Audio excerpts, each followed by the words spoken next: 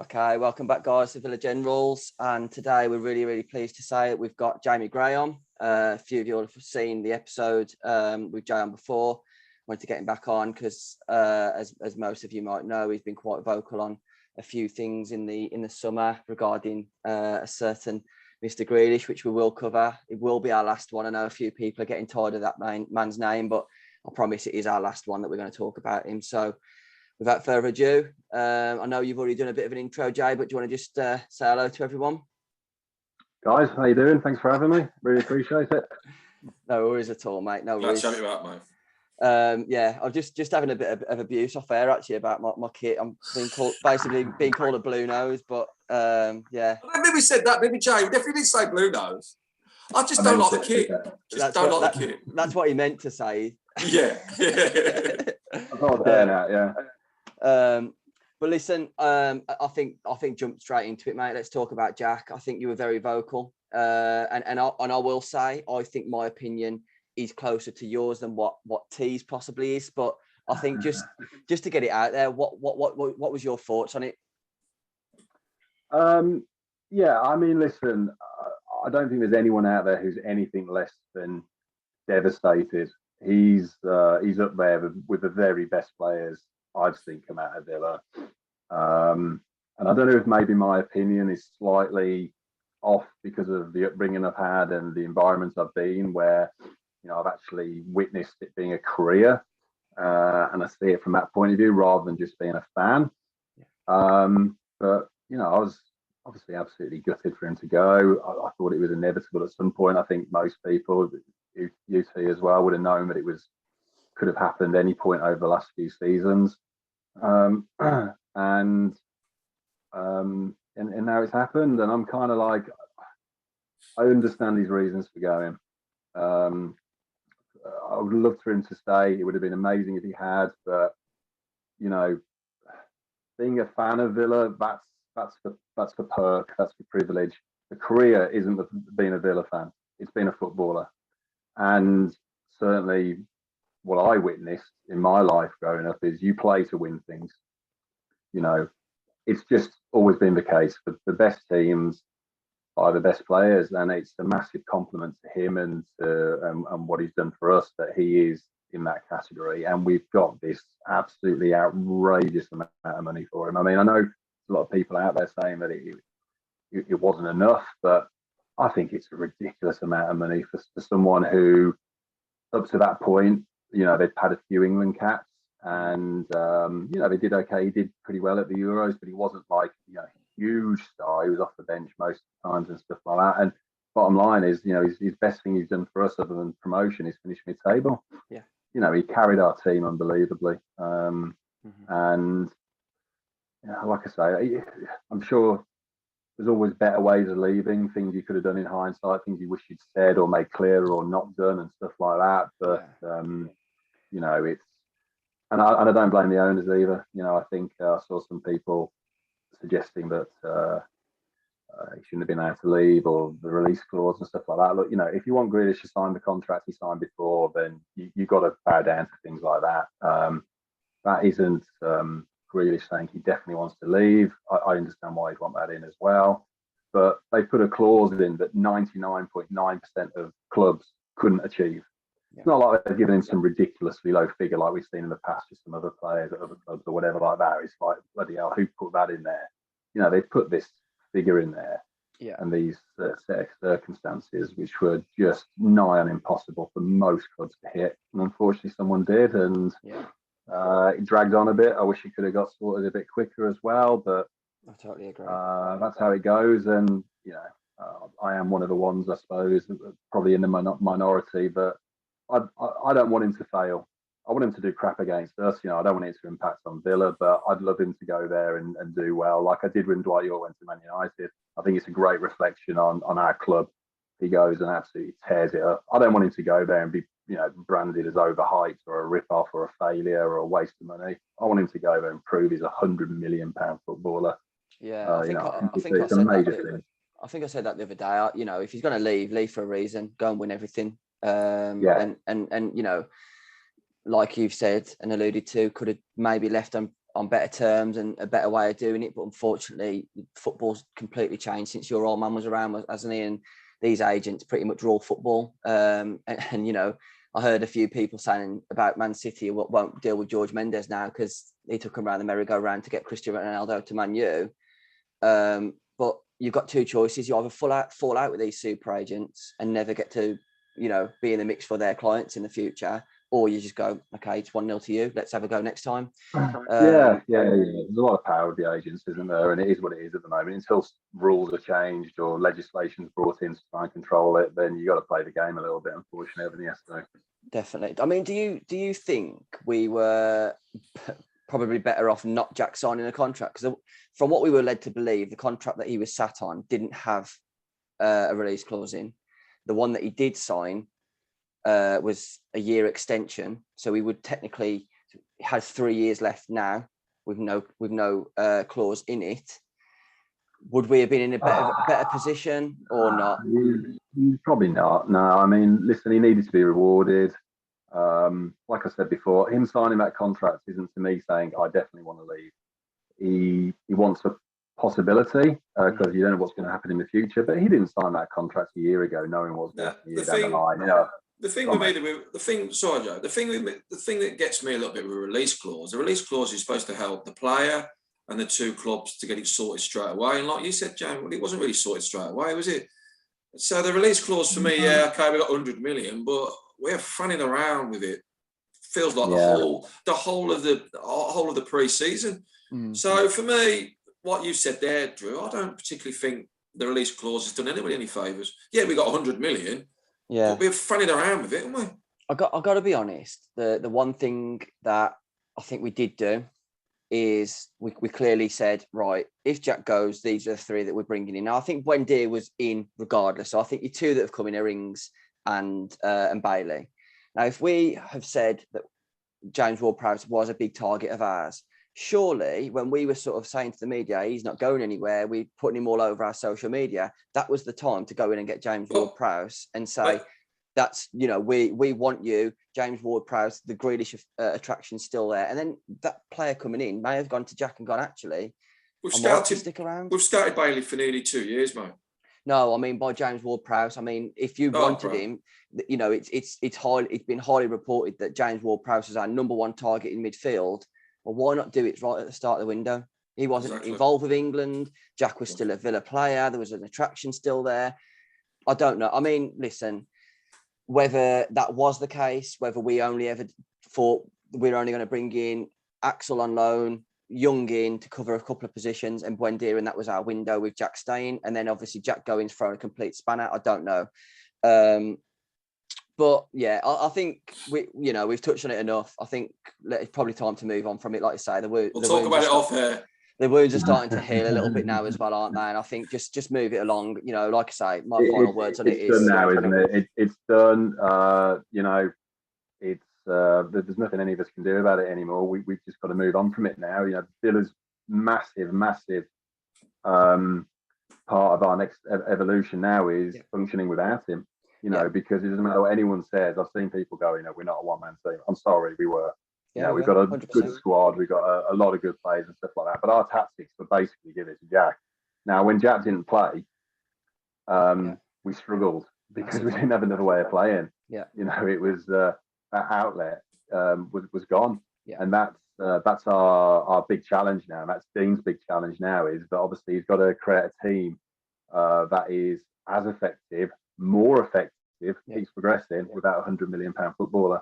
Yeah, a million percent. And I think, you know what, I think that for one, if nothing else, it's sort of balanced our books a little bit. You know, it's nice to actually see the Sky Sports putting sort of the transfer spends and net spends up and actually to see us in green for once. You know, the spending, it's nice when you see players coming in, but really, you know, going back to the Gia times, you think there's got to be an end to this somewhere. And, you know, at some point it would have blown up if we'd have kept on spending the way we did. And I get where people are saying is, we've got this massive war chest, our owners are rich, and that doesn't matter anymore in football. If there's a limit to how much you can spend and how much is coming in, you have got to at some point sell to bring in. And this is why. Sorry, Joe. No, mate, Joe. After you, mate, you're the guest.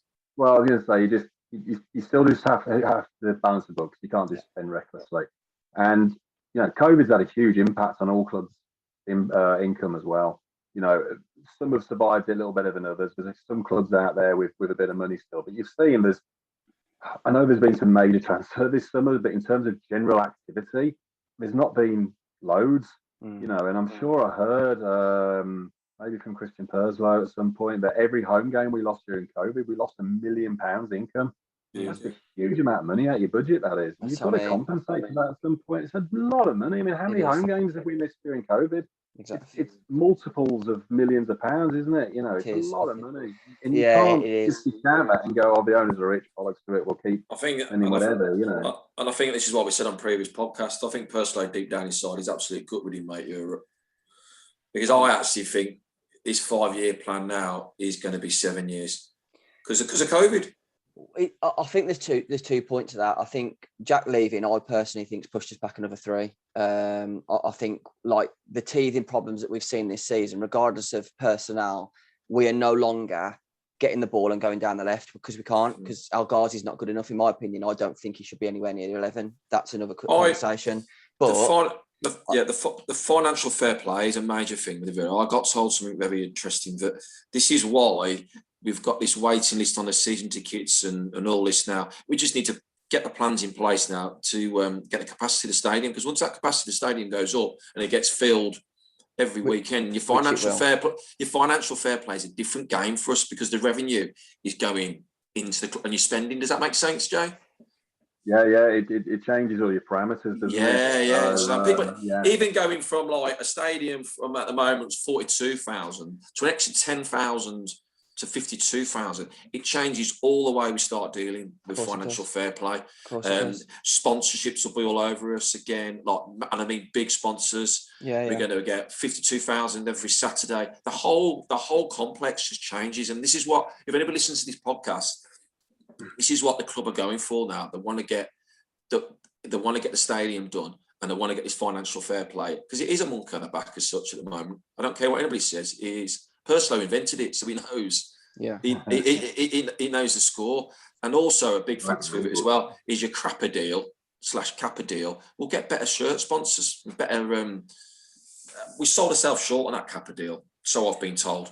See, the thing with you just have to keep building them up each time, exactly, don't you? mate, exactly. But the thing, lapses, you go up again. Exactly. And I think the thing that you need to look at is that if there's, listen, we'd all like Nike, we'd all like Adidas, we'd all like Under Armour, but if there's 3 or 4 clubs that have got Nike, then it'll be the Liverpool's, Man U, and it'll go down in tiers of how much they're getting for that kit. And if you're the 4th or 5th person having Nike in the Premier League, you're probably going to get peanuts for it.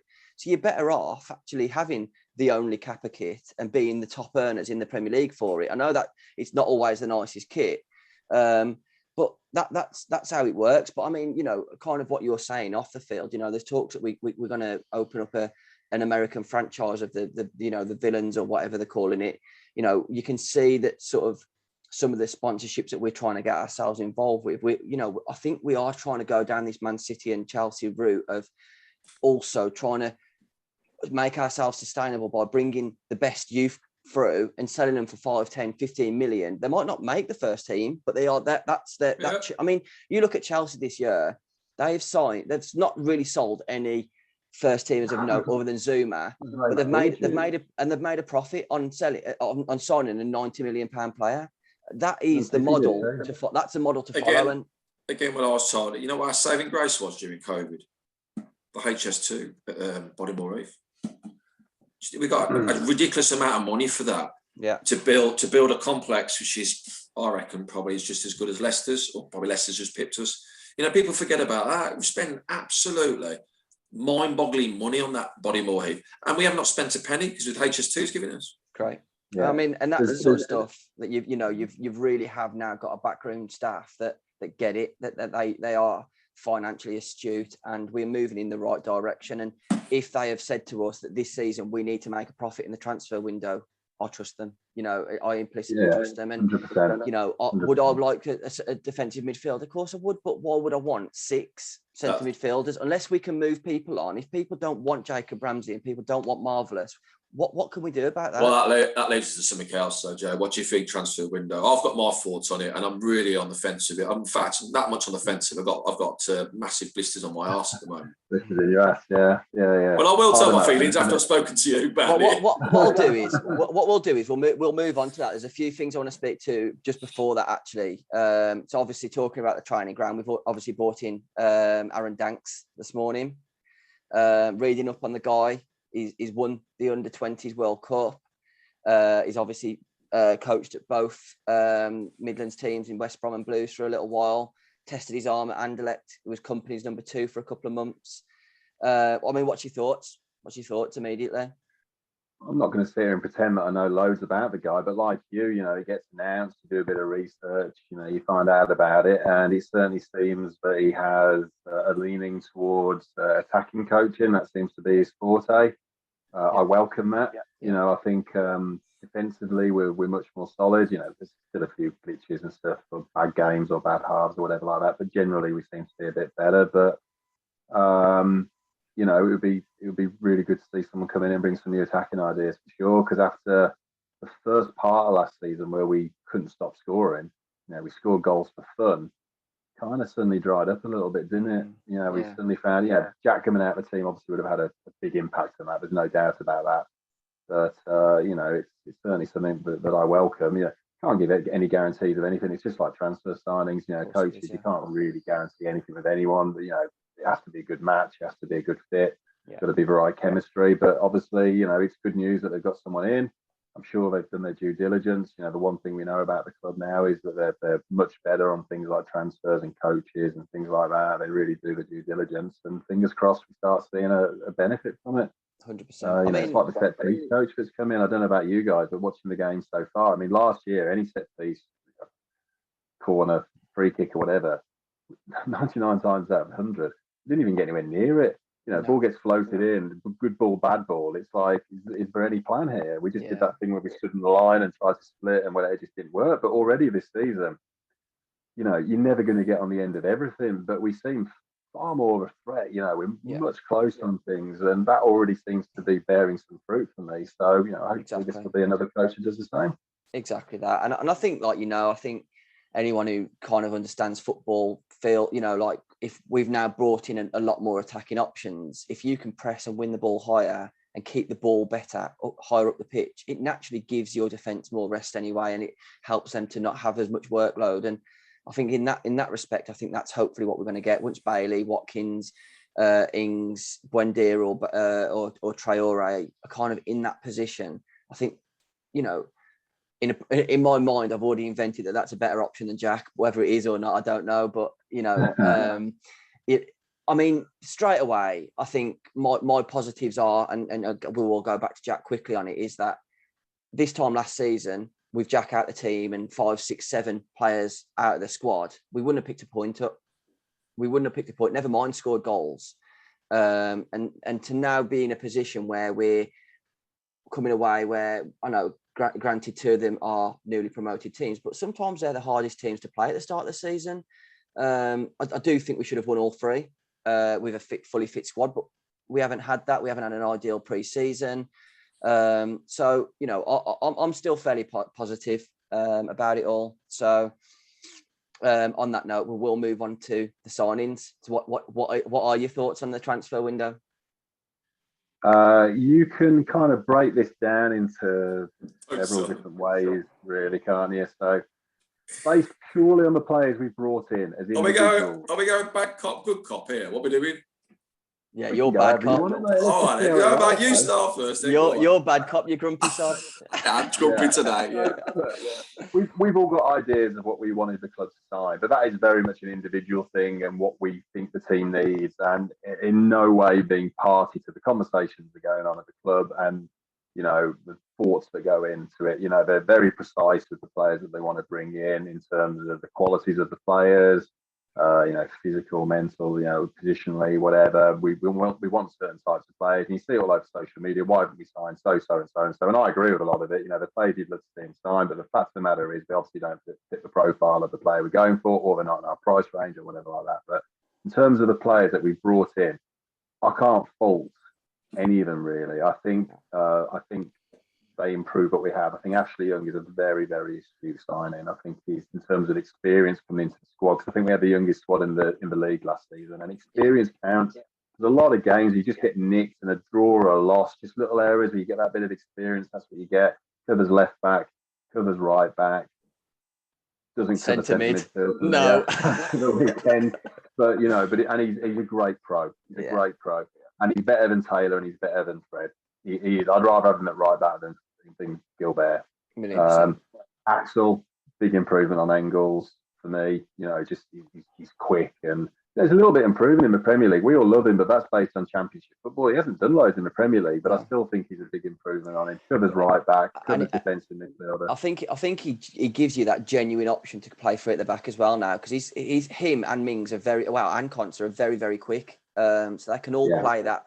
You need pace. Right, in the top division, you need pace. That's why people like Connor, ultimately, in the top division, you lose that bit of pace. Engels, he started off all right last season, didn't he? But you're just waiting for it to come up against someone a bit quick and get caught out. He's just so slow. But Axel covers multiple positions. It's something else that we seem to like in our players at the moment. He's a good player. He's better than Engels. He covers positions like it. Bailey, we haven't seen yet, but look, we know he's going to be good. He's better than Trezeguet, he's better than Anwar, he's better than Traore, he's a good signing. We obviously need it to work out. I'm sure he will. He's a good player. Ings, better than Wes, better than Davis, arguably better than Watkins, certainly some aspects of his play, as an out and out finisher. It's an amazing signing, that is. To get someone from Southampton, who are his club, and I don't want to say sideward move. I'd like to think it's slightly uphill, but you know what I mean. It's not like he's gone to a Champions League club or anything like that. It's an incredible signing, I think. He's a little bit older as well, which I think is great. And then Buendia, he's getting better every game, once again, better than what we've got. I mean, you said earlier about the ball retention in the final third. It's a major problem for us last season. I know it is a problem with the coaches. There's so many attacks that broke down and puts pressure on you, people out of position. You've gone through sloppy balls, misplaced passes. I'm talking here specifically from Anwar, Traore, Trezeguet. That ball retention in that final third needs to be better. But as well as being quality players, you'd hope to see that from them. And they keep mentioning the youth. They do keep mentioning the youth, and we have got this fantastic crop of players coming through. We're not all going to make it. That's, of course, a matter of fact. The step up is big. Yeah. I was a bit surprised the other day. I was talking to my stepdad, who's an ex-footballer as well, but he's been academy director at several Premier League clubs. So youth football's his thing, and he's a current under-23 and first team coach for 30 Leeds. And I thought the difference between PL1 and PL2 was negligible. I thought it'd be like cricket or something, where there's not much of a difference. There's a bit of promotion and relegation, but it's still ultimately about player development. And I was a bit surprised to say, actually, there's PL1 is, I don't want to say significantly better, but there is a step up.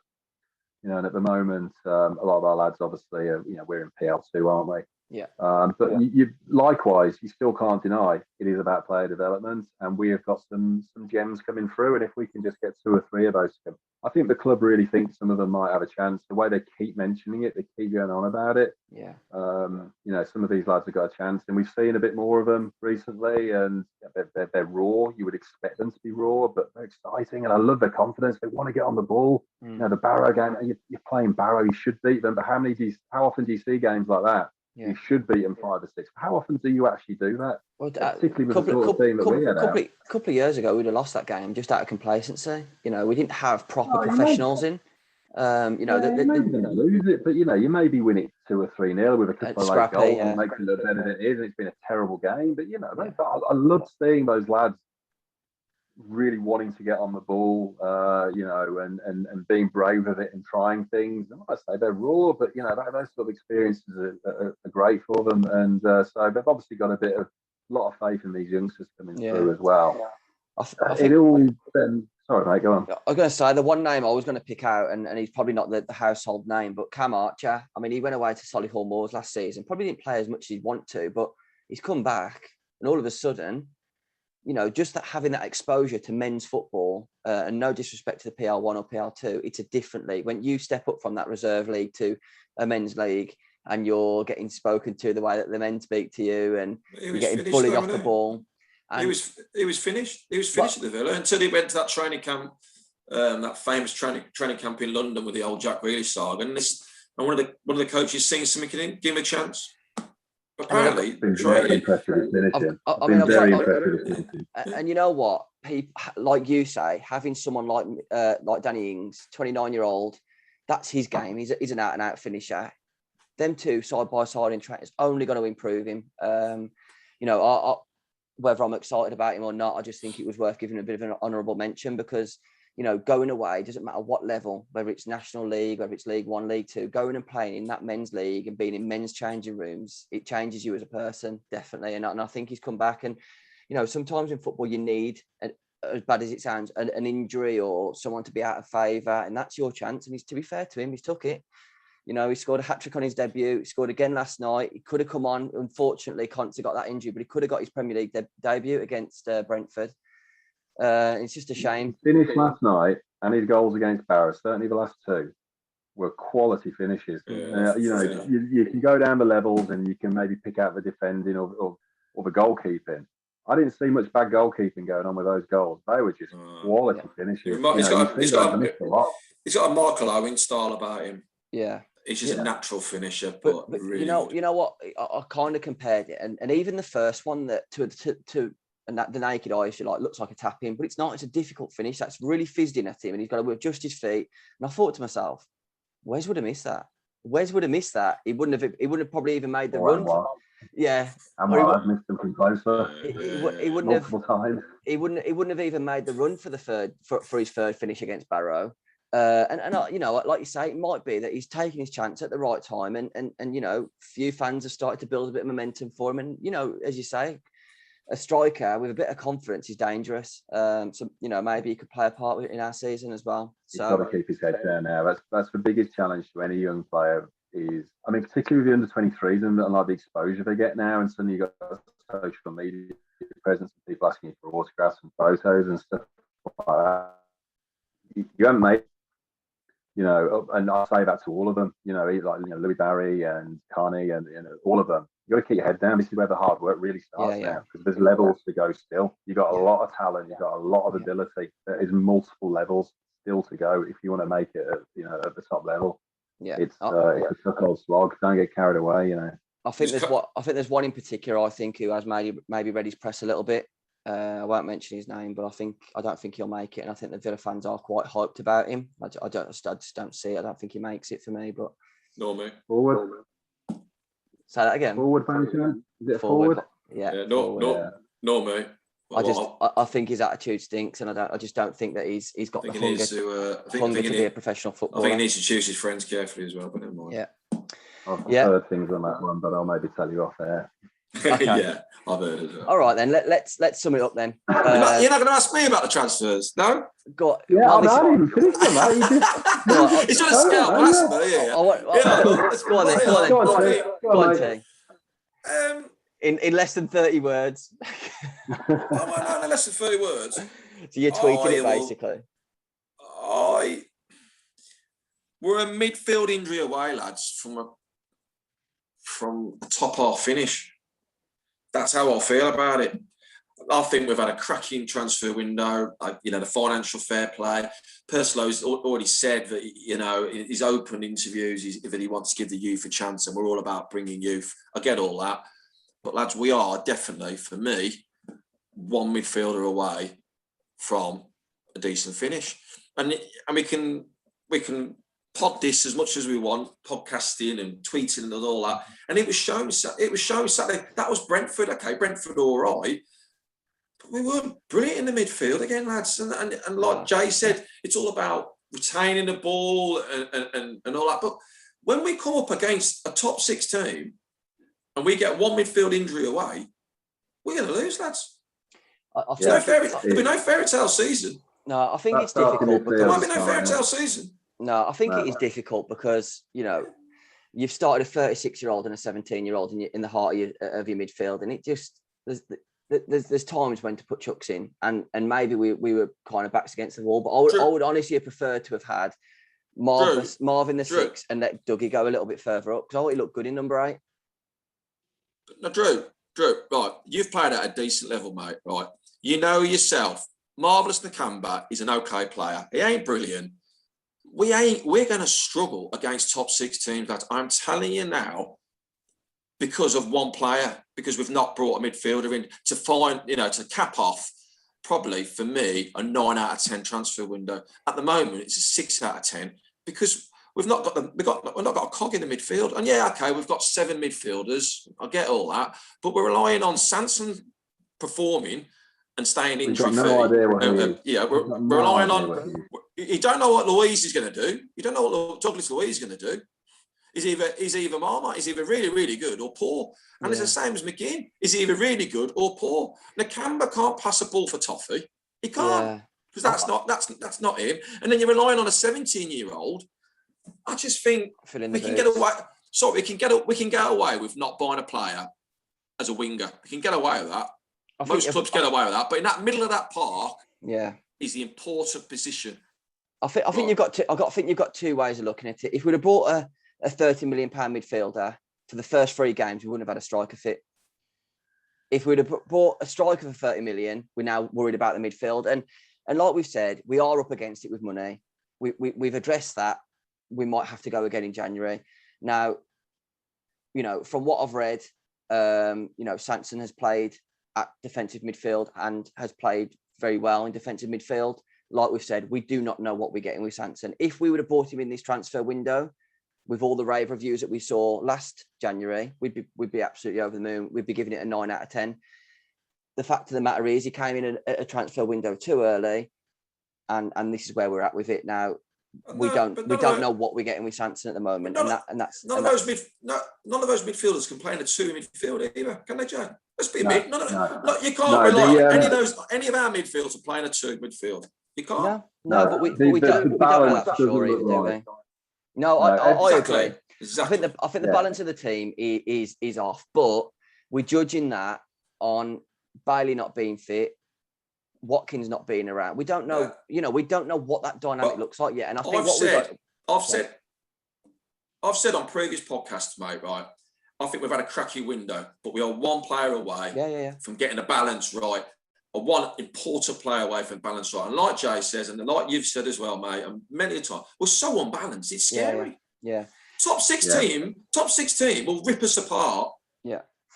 Absolutely rip us a hole, mate. Yeah. I think the only thing team did last season, they went straight through our midfield like they weren't even there. I think the only thing, and I know it's unfortunate for this season as such, we might not progress this season in terms of positioning, but if we are now going down this route of we've scouted him for talent, we've scouted him for the personality, for his work rate, for everything that moulds what Villa are all about now, and James Ward-Prowse was our option. We didn't get him. We're not just going to stockpile because Dave from Burntwood saying he's decent from France, let's get him in. And we have done that in the past where we've panic bought and maybe brought in that fella from Weston McKennie or Boubacar Kamara or whoever it might. If we haven't done enough scouting on it, and it's not right for what we need, unless it's a loan with an option to buy that we think, let's go and try it. And if it does work, great. If it doesn't, because how many times have we brought somebody in for the sake of buying him in windows gone by and gone, really? Yeah. I mean, look at Wes. Look at Wes. We needed a striker. We thought, let's throw 22 million at him because some idiot thought that he looked decent on YouTube, i.e. Suso. And I'm not being funny. Whatever that bloke saw in Wes should not be anywhere near football again, because that wasn't good enough before his injury, let alone after. No.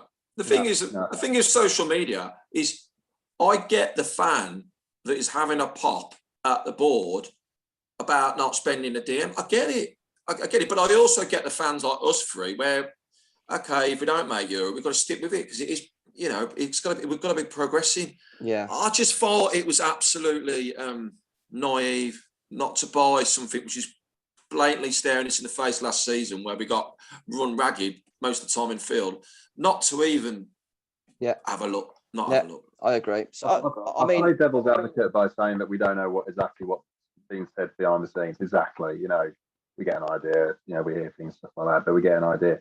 But that's the one thing that is all over social media. You just said it's. I do agree. It does suck that we need that extra midfield. You know, like we say, we don't know what Sandson's going to do, and it just doesn't quite look right. You know, I've seen a lot of people saying that we want that big physical midfielder. I agree for what it's worth, but Dean Smith does not buy those kind of players. Not in centre midfield. He never has done, and unless there's a total change in tactics, it's not going to happen. But there's just something doesn't look right. And it's like that, Jay. We've won the FA Youth Cup, and Purslow said to Smith, and he sat around the board and said, "Right, we're going to give the youth a chance straight away." So we'll make a profit, but we've got to play the youth. You've got to play the youth, and that's how it feels a bit like, and it's just something doesn't sit right with me. The other thing that can't be ignored is that it is really hard to get top talent in when you haven't got European football to draw them in. Yeah. We've done really well with Bailey.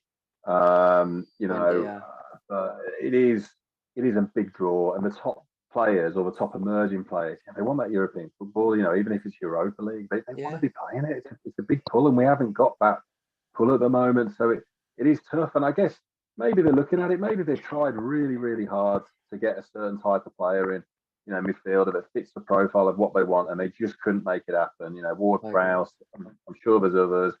They just couldn't. Get the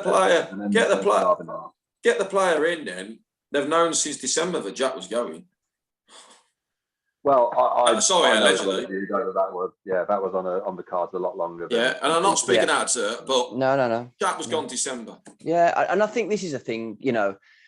There's two folds to it. They've gone, we can't get the exact player that we want in. Let's take a profit this year. Maybe we go in January and go big for a centre mid. We don't know. Listen, it's a difficult one because that's so much pressure on Smith now. No, it does. I feel sorry for the bloke. I don't. He's had 300 million spent on it, mate.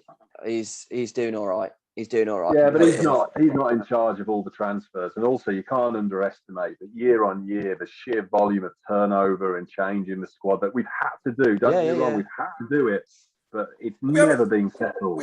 We haven't brought a central midfielder, which we're crying out for. I just think he's bonkers. I just don't get it. Well, I'll tell you what I got told about Sanson when we bought him, and obviously there was a few sniffing around him and stuff like that, and there was an interest, but I got told we bought him when we did because there was a genuine concern about Pointe Louise may go back to Man City. So and then his form fell off a cliff, and I don't know how close it actually ever was, but that's the reason I was told that we moved for Sanson when we did. Secure him, so he was in already, and we got him in case Louise went out. And what did Drew, you know off the air, mate, but I said to you, I was told Louise was gone. But then that, to me, tells you that for Villa, Douglas Luiz has never played anything other than number 6. So that tells me that Sanson is in the team to be a number 6.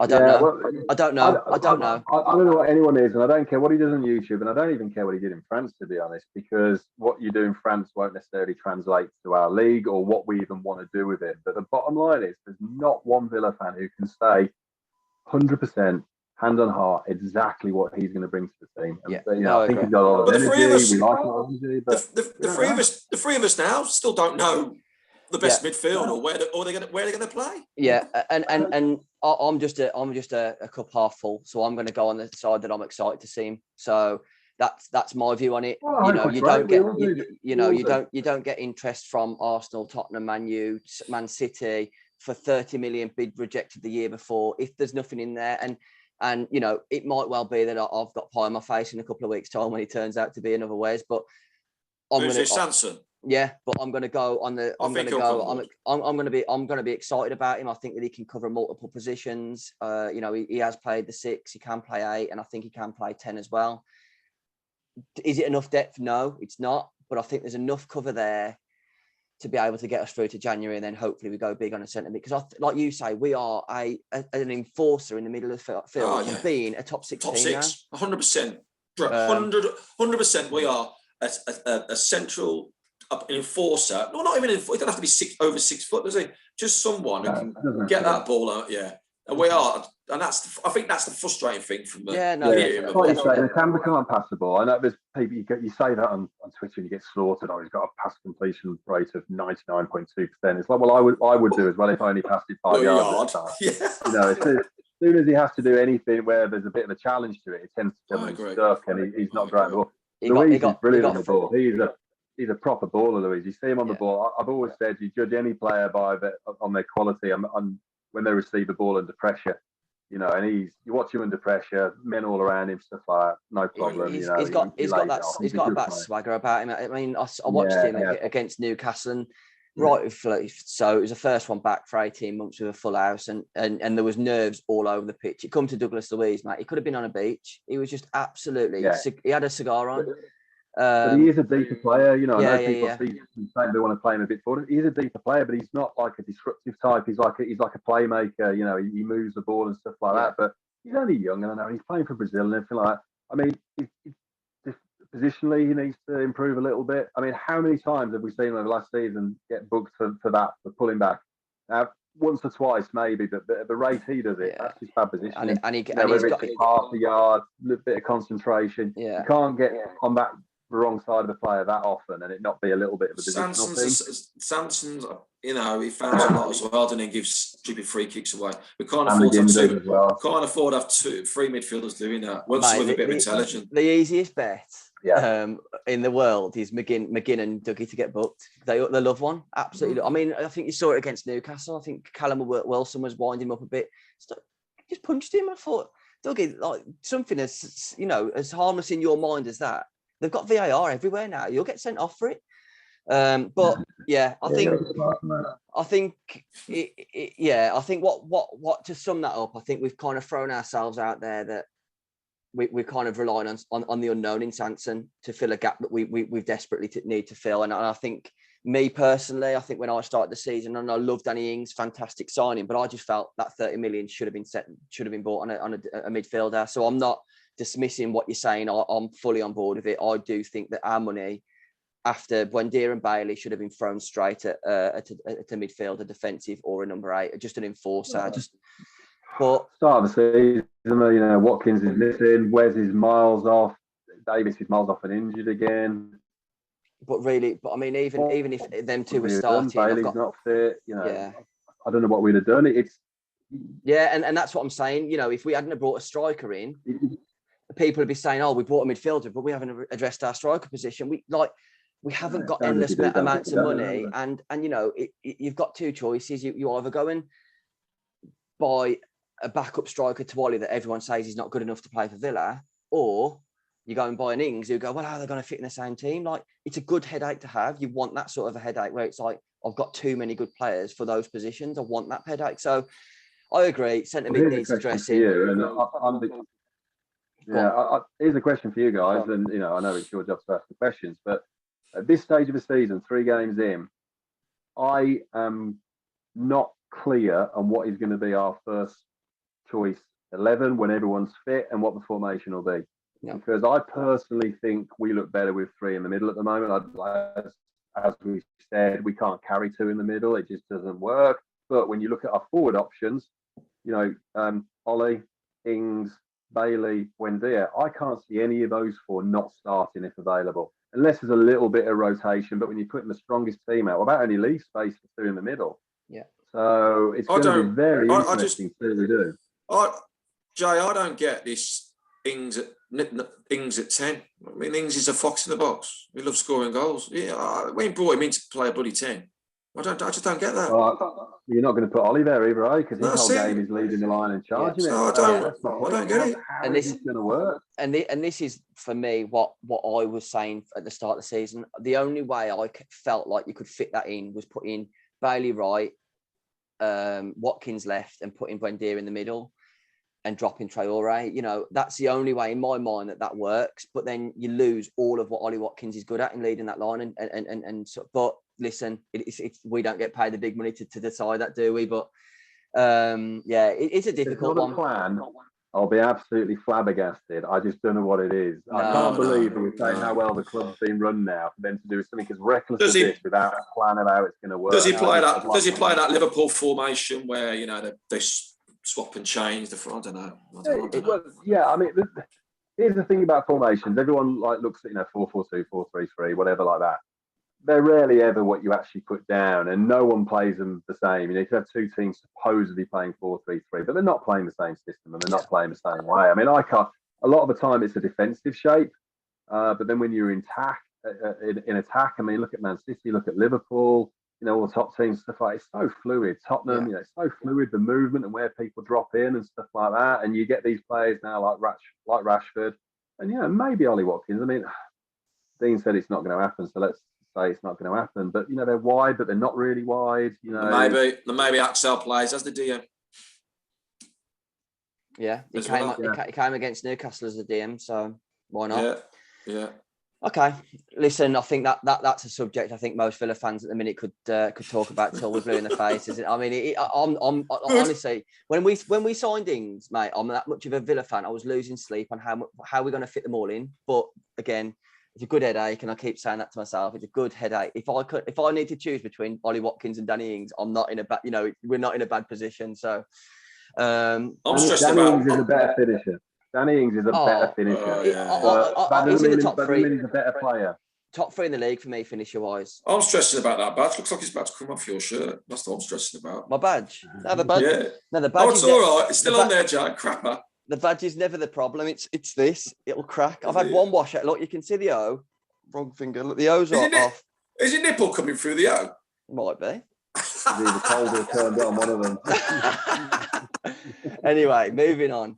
Something a bit contentious that's happened obviously this week with the two Emmys. What's your thoughts on that? Jai. Going off to Argentina.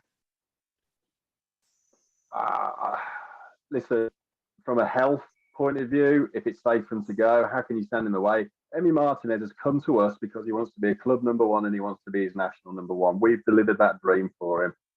If there's no reason from a health point of view that he can't travel, how can you stand in his way? Or, all the other Emmy. It's a real shame. The world we're living in is still crazy. It causes us problems. But the other Emmy won't even be on the bench. He didn't get in the squad last time, did he? Yeah, it's a difficult one because exactly what Jay's just said. I think you looked on Thiago Silva's Instagram and he posted up a bit of a cryptic message of his hands being tied and all this rubbish. Now that's because and it's like, well, Luis wasn't to do with that because he weren't even picked in the squad, was he? So he's just having an off day. But what I'm trying to say by that is on his Xbox. Yeah, probably. Yeah, he's been shot on COD. But if you stand in those players' ways, like Jay said, there's no health reasons why you can't. You're gonna have unhappy players. Do you know? And it's quite clear that Argentina have turned the screw on them because the two lads from Tottenham have done exactly the same thing. Now, regardless of whether there was a pandemic going on or not, Argentina's third game is set to be played on the 10th, and we play Chelsea on the 11th. So regardless, it would have impacted it anyway. So for them to have gone and done what they're doing, make themselves available for the first two games and then come back. I know. I don't particularly like the Mings thing.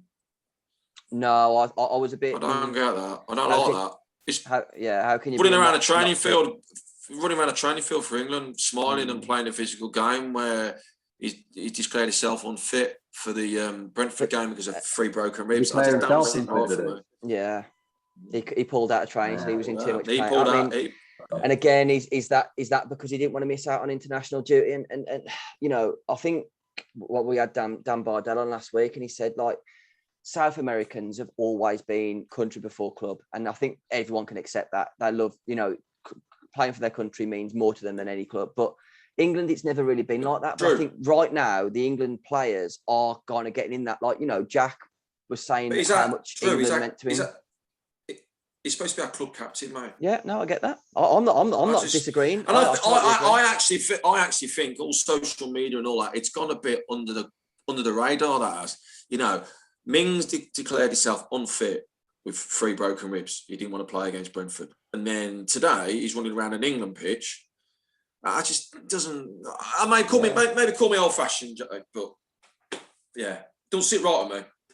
Well, training's training. We don't know if he's on. He might be on non-contact. He might be in full training session. No one belt, no one belt Tyrone. Well, given his character and how he's been in the past. Well, I don't know. I'm just playing devil's advocate a little bit, I guess. I'm tempted to give people the benefit of a doubt until I hear otherwise. And certainly his character and how big he is on certain things, and he's a man of principle. It certainly would be disappointing if there was anything untoward about it. But I'd give him the benefit of a doubt until I heard. But he's still got away with England. Where if that was United or Liverpool, they'd refuse it. I know for a fact that clubs have said, no, you're injured. You ain't going on international. You say that though, but look at Rashford. Rashford wasted his full summer with England, didn't really kick a ball, and then took his operation afterwards. Well, he did. He missed a penalty. Well, yeah, that's what I'm saying. He didn't kick a ball today. So, but what I'm trying to say to you is, people's mindsets are changing now. You know what I mean? Like, people want to play for their country more than they want to play for their clubs. And don't get me wrong, I'm exactly the same as Jay. I'll give him the benefit of the doubt. If there's no, I wouldn't like to think that he's canned the Brentford game. I'm probably the worst person in the world to talk about club and country, because I'm club all day long. Yeah, I'm ahead of our country. So my mentality. My old man's Scottish, mate, so I ain't got much to shout about when it comes to international. Here we go. Here we go. Yeah, I'm Scottish when I'm watching the tennis, but I'm English when I'm watching the football. Jay, I'll tell you off there whose family member he is. Oh, I know. Really? Yeah, it's got a famous. Yeah. You'd be quite impressed with it. It's not come on the podcast. It's not come on the podcast yet, though, for some reason. But anyway, that's another story for another day. You're the contacts, man. Come on, if I don't got a competition for loosely related footballers. It's quite a good one, and I reckon he looks a bit like him. Mate, all you need to know is my mum didn't fancy him when she was younger, so you're still winning. Don't worry. And he sits on the booster seat. There we are.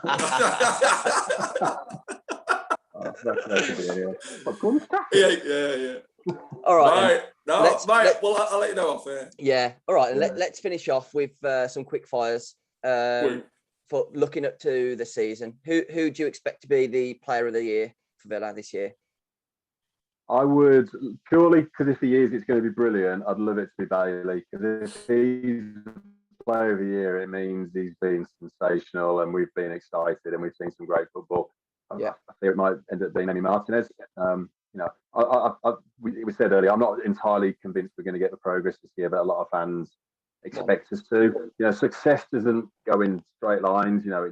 It's like that, isn't it? As long as we're heading in the right direction. Losing Jack's absolutely massive. Pre-season hasn't been great. Bit of an unsteady start to the season. Like you said earlier, the small picture is 2 promoted teams and Newcastle, and we've got 4 points. You'd hope for a little bit more than that. But the bigger picture is pre-season, disruption, players missing, haven't got the full strength team out. Just got to keep going. If we can equal what we've done last season or get there or thereabouts, I think that's a big win. Definitely. But Martinez will have to play well for that. But let's go with Bailey. Let's go big on Bailey then. Player of the year. Love that. T, what you going? I think I said McKean. I'll stick with McKean. Yeah. Nice. I hope so as well, because that would mean that he's had he's done a big job in the midfield. And then all what we've discussed about midfield then is fine, isn't it? Because McKean's done his job. Absolutely. Okay. Top goal scorer. I'm going to go Danny Ings on the assumption that Dean's got away getting him into the team with Watkins. Yeah, I think he'll get plenty. I think as well. I think when the whole team or squad's fit, I think their muscle. Who are you going in? True. For top goal scorer. Yeah, please. For players player, I'm going to go for Buendia, and I think for top goal scorer, I'm going to go Ings, because I think when everyone's fit, I think El Ghazi comes out of the team, and Ings will take the penalties as well. So, you got go top goal scorer T? El Ghazi. I've got top goal scorer. You got in there. Look, off my chair like that. Off my chair, yeah. No, come on. Danny Ings, mate. Okay. Danny Ings, yeah. Young player of the year, who we got? There's a long list of players, and it's who's going to play the most. I'm going to go Jacob Ramsey. He's another season in. I think he'll get a bit more game time. He's been a little bit inconsistent. Comes in, does great, drops off a bit for a few games. But if he can keep those performance levels a bit more consistent, then he might do well. I don't know how much we'll see Carney, but I hope he's involved. Yeah. No, I agree. I think I think I'd probably go along with that. I think it'll be, obviously there's 3 main ones, isn't it? There's Bidace, Chooks and Jacob Ramsey. I think Ramsey just probably gets a little bit more football this year than Chooks. So on that basis. Yeah. I'd have to agree. About yourself, T? It's a shame we didn't keep someone like Kessler, you know. Do you know Oh, what I mean by there that? might be Yeah. there might be a recall on him because they're absolutely raving about him, aren't they? Yeah, and Yeah, they are yeah. absolutely raving about it. And I don't think Cash has been absolutely brilliant. No. Gilbert's gone. So I would have had Kessler if he was still around, but obviously can't have him. So I'll probably go with Chucky. I'll tell you someone else who's getting rave reviews and might be someone Kid of Stockport. Yeah, a Reiki. And he's the kind of player we need in that central midfield, but 5 years older. But Got man of the match last night, didn't you? Yeah, he did, mate. Yeah. And this is a sort of thing you need to look at in that respect of a good year out at that level. Come back in next year, he might save us millions. I'm not saying he's going to, and I don't want to be held to it. But these sort of players going out on loan could save us millions in the in years to come. But yeah, all right. And so you're going who? Sorry, Chucky. Chucks. Okay. Yeah. And who are you most Going back excited to that, about? by the way, sorry guys, but Matty Cash was poor on Saturday, by the way. I think he's been poor. Remember, he had that injury with his hamstring against was it United? Was it? Something like that. Ever since then, he's just been really poor for me. He's not been the same player. I don't think he was ever as good as he was made out to be in the first place, but he was a big upgrade on Gilbert and El Mohammadi. He's another one whose positioning's a little bit off, but he's only a few seasons into right back, and he's still our best right back, but he's not faultless. But Saturday, he's receding worse than me. I'll tell you what though, if I could give any player advice when they sign for Villa, it'd be make sure you go hard in a tackle, because anyone who does that seems to be a fan favorite. Look, Cash can't seem to do anything wrong with our fans because he tackles people. Same with Gilbert. That's why me and Jay got kids, mate. Go hard in the tackle, isn't it? Okay. So who are you most excited about? I think you've already said yours, Jay, but yeah, Bailey and Buendia. But, obviously, Bailey would be the number one just because he's that sort of player. But Buendia, he's got a lot of ties to Norwich. He's from that part of the world, and he's academy director. And when he was there, he raved about Buendia. He really did. And he's quick in his feet. He's finding his feet. He's getting a little bit better each game. He's getting caught on the ball a little bit. You can see sometimes he's seeing the pass, and you're there going, give it, and he just gets caught on it a little bit. Just needs to move the ball a little bit better, quicker at times. But yeah, he looks good. And Bailey we haven't seen yet. But if those guys can deliver what we want, then they're going to be a big upgrade on Anwar and Traore. I'm going to get pelted because people love Traore, but I'm sorry guys, he is not as good as a lot of people make out. He can be brilliant, but he can be absolutely shocking as well. T loves him. I do really love him. I never disagree with Jay ever. I really do like him. The only thing that I would say about Traore is it annoys me because, like you say, some of the things he does, you think you are an unbelievable player.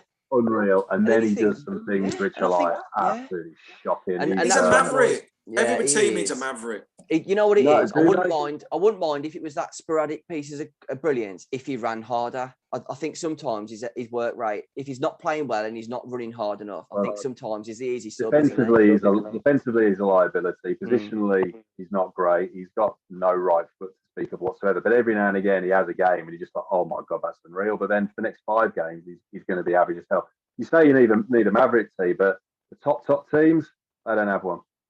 They don't have a player that turns up every 6 or 7 games and does that. They have players who are consistent performers, and that's my problem with him. But I will applaud him all day long when he has one of his good games. But it was, to be fair, mate, it was his only first season, and I think he did enough than any other player did in the first season for the Villa. Personally, I got to say, I think some of it, like you look back at his goals reel. If we were watching him on YouTube, we were thinking we're getting Ronaldo Mark II here. Some of his touches, some of his things where he skin people, and then he just needs to do it in bigger patches. I think we just see him play a 5-yard pass. Yeah. I also think we need to enjoy Bailey while he's here, because he's not going to be here for long. Because I think we're a stepping stone for him. And if we are a stepping stone for him, then again, we've done very well as a club and progression. If we are a stepping stone for him, so I think we just enjoy him while we can. Okay. Because I think he's a cracking player. Finish off then. Where do Villa finish this year? I'm going to stay. I think we'll finish 11th again. I don't think we'll progress, but I don't think we'll go backwards either. So, because I'm backtracking here, aren't I? I said 7th. I think 12th. Okay, Jay. I think we're in the middle as well. And as I said earlier, I think with the loss of the midfield Jack and the deficiencies we've talked about, I actually think that is progress in a way. You know, if we can replicate what we've done last season without Jack, I think that's a positive. Can I just say before the three of us get pelters, and my reasoning for I've gone from 7th to 12th, and the reason is because teams around us as well, Jay, have strengthened. Have strengthened really good. I think the Leicesters have, the West Hams have. Who's the other close to us? I'll say Newcastle. Everton, like sorry, I think Everton are, Everton are up there already straight away.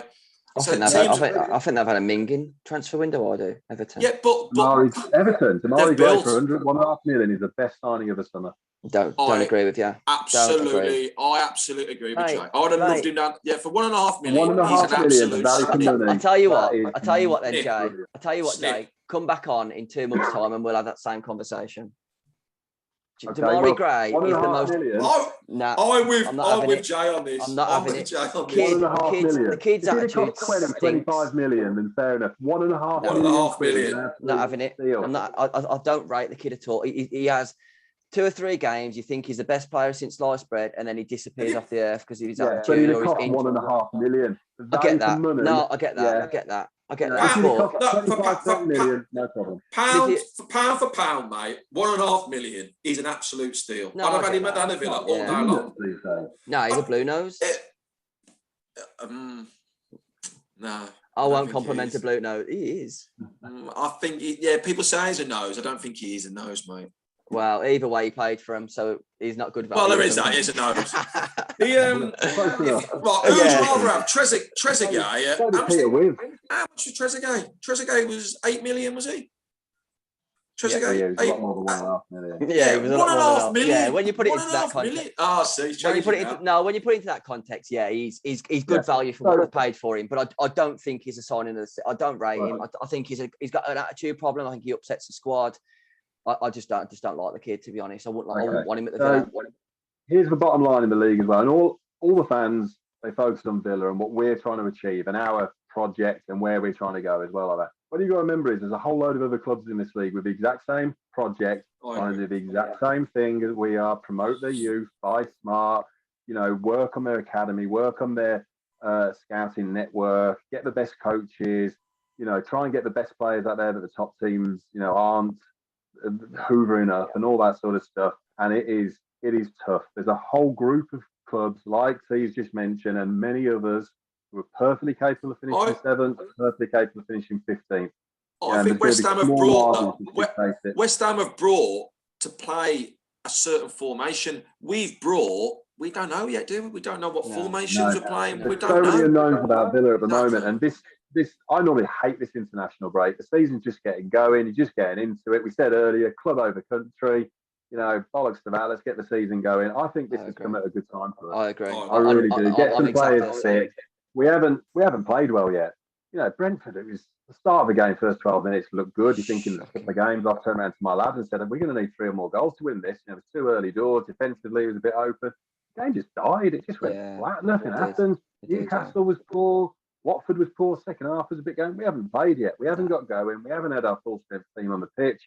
We're not creating loads. We're not peppering the goalkeepers. We've got some horrible games coming up now. And that's why we all wanted that strong start from these 3 games. On paper, you saw a great opportunity because we know this next run of games we got coming up. We wanted the points on the board.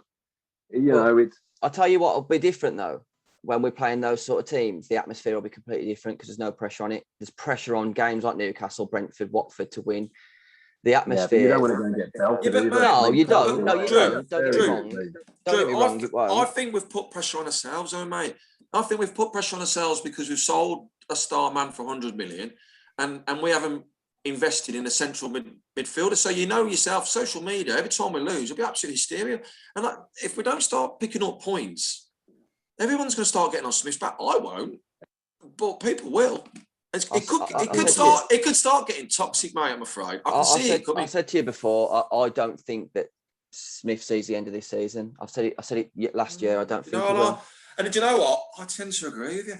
And I that's not like being the bloke, negative. and I think he's done well. And I wouldn't want him to go. I think he's been fantastic Yeah, I for the agree. club, but I don't think. He has to I keep don't progressing. think. Yeah, He and I has to don't keep think where progressing. our owners' ambitions are. I don't think Smith's skill set reaches to personally. But this is my argument. Then I feel sorry for Smith because he hasn't been given the money to get a central midfielder in. Bottom line is as well with Dean in charge, and Dean's one of the good guys in the game. It's refreshing to see someone who's come up through the leagues, earn the trade, do well, and get an opportunity at a club like Villa. I want him to succeed because he's one of the game's good guys. He's an unknown at this level and trying to push on to where we're trying to get. We don't know if he's got it in him. I really hope he has. Yeah, mate. But you cannot escape the fact that it doesn't matter what league we've been in, whether it be the Championship or the Premier League. When Jack hasn't been in that team, we've been pretty crap. Can I ask quickly who's going to be sorting the defence out then in training? Because Shakespeare is a forward coach. What was Danks is a forward coach. Smith was a centre half. But that's so much pressure on a manager. He's got to do something. How much input did Terry actually have into he manages it, doesn't he? He manages the coaches. That's the modern football. And if you don't think that he had an input into the defence with JT being there, I think he definitely he's a centre half. That's his trade. No, but as a modern manager, he oversees it, mate. He'll tell the coaches, "I want you to go and do this over there. I want you to go and do that." It's not back in the 90s or 80s, mate, where he's got his tracksuit on and he's running around doing his whistle. With his whistle. Seriously though. No, I get what you're saying. Where's a defensive coach? Listen, we're in the position we're in. Listen, naively or not, I'm positive. I think we'll be all right. I am positive, but I can also see. Yeah, me. A wind of change can go very quickly at the moment. That's football. Right. That is football. It's like I said earlier, guys. I'm positive with the project, with the long-term plan, where we're going. I think we're in great hands, and I think we're going to be all right. But success is not a straight line. There's going to be road bumps along the way. Losing Jack's a massive one. Like you said, he's set us back. You lose a player like that, it's going to.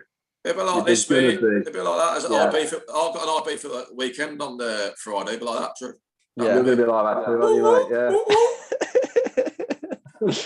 Right, I think we'll. You're trying to get to here. You're trying to get to here from here, and it is. Yeah, it is. In my hand again, but that's how it is. Yeah. And this is probably the first big bump that they've had to face, and we're all going to have to get on board with it, and get behind the lads. So, but anyway, crazy pre-season for everyone. Really crazy pre-season for everyone. Brilliant podcast to watch, though. We're going to get pelters, aren't we? I know. Anyway, lads, I hope I get called the hero, and you're the villains. The hero. Listen to you. I've got the new shirt on, which I love, turquoise and blue, brilliant. No white and blue around here. Well, let's see what the public say there, shall we? Listen, I've only just finished got over getting pelters for slagging Gabby off, which is a big no-no to a lot of people, isn't it? I'll back you there, mate. 100%. You did, mate. Thank you. Gabby's it's all true what Joe says about Gabby, and there's more to it. But anyway, off air again. Right. Yeah. Anyway, I should have left that one alone. There's been a few nudge, winks in this podcast, so I think we leave it there. But listen, really appreciate you all watching it. And up the Villa. Thanks for coming on, Jane. Cheers, Jane. No worries, guys. Thanks for having me. Thank you.